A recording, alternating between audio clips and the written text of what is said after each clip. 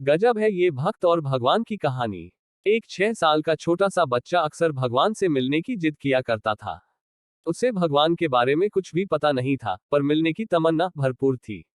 उसकी चाहत थी कि एक समय की रोटी वो भगवान के साथ बैठकर खाए। एक दिन उसने एक थैले में 5-6 रोटियां रखी और परमात्मा को ढूंढने के लिए निकल पड़ा। चलते चलते वो बहुत दूर निकल आया। संध्या का समय हो गया।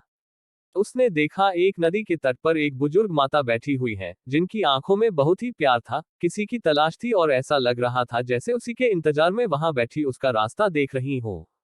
वो मासूम बालक बुजुर्ग माता के पास जाकर बैठ गया, अपने थैले में से रोटी निकाली और खाने लग गया।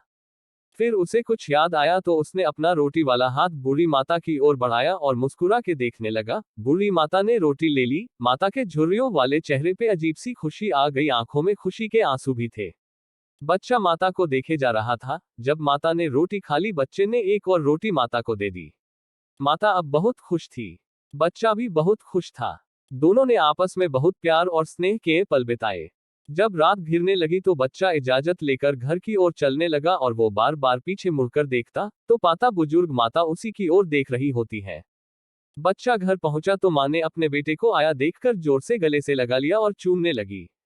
बच्चा बहुत खुश था। माँ ने अपने बच्चे को इतना खुश पहली बार देखा तो खुशी का कारण पूछा तो बच्चे ने बताया, माँ, आज मैंने भगवान के साथ बैठकर रोटी खाए। आपको पता है माँ, उन्होंने भी मेरी रोटी खाई, पर माँ भगवान बहुत बुरे हो गए हैं। मैं आज बहुत खुश हूँ माँ। उधर बुजुर्ग माता भी जब अपने घर पहुंची तो गांव वालों ने देखा माता जी बहुत खुश हैं, तो किसी ने उनके इतने खुश होने का कारण पूछा।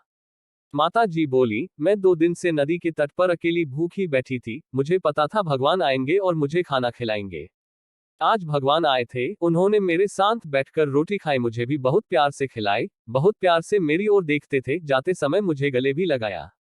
भगवान बहुत ही मासूम है, बच्चे की तरह दिखते हैं। इस कहानी का अर्थ बहुत गहराई वाला है। वास्तव में बात सिर्फ इतनी है कि दोनों के दिलों में ईश्वर के लिए अगाध सच्चा प्रेम था, और प्रभु ने दोनों को दोनों के लिए दोनों में ही ईश्वर खुद को भेज दिया। जब मन ईश्वर भक्ति में रम जाता है तो हमें हर एक जीव में वही नजर आता। दान करने की प्रवृत्ति मनुष्य को सुख, शांति और समृद्धि प्रदान करती है। दान करने से आपका कुछ जाने वाला नहीं है, अपितु इसके बदले आपको अनमोल खुशी हासिल होगी। आज के इस महत्वपूर्ण धार्मिक प्रकाशन को हम यही समाप्त करने की आज्ञा चाहते हैं। आप सबसे नम्र विनती है कि कृपया आप सब अपने अनमोल विचार हमें कमेंट बॉक्स में अवश्य लिखें। सनातन धर्म व भारतवर्ष के हर पहलू के बारे में हर माध्यम से जानकारी जुटाकर उसको संपूर्ण व सत्य रूप से आप लोगों तक पहुंचाना मेरा उद्देश्य है। यदि किसी भी विषय में मुझसे किसी भी प्रकार की कोई त्रुटि हो तो कृपया इस लेख के नीचे टिप्पणी कर मुझे अवगत करें। अच्छे विचारों को हम यहाँ प्रकाशित करते हैं। ये चैनल धार्मिक और अन्य महत्वपूर्ण जानकारियों से संबंधित चैनल है। इस चैनल का किसी भी अन्य संस्थान, कोर्स आदि से कोई संबंध नहीं है। हर हर महादेव।